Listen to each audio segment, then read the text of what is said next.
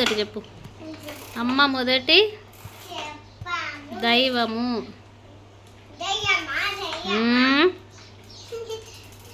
అమ్మ మొదటి దెబ్బలు. ఆవు పాలు మధురము. ఇటుక గోడ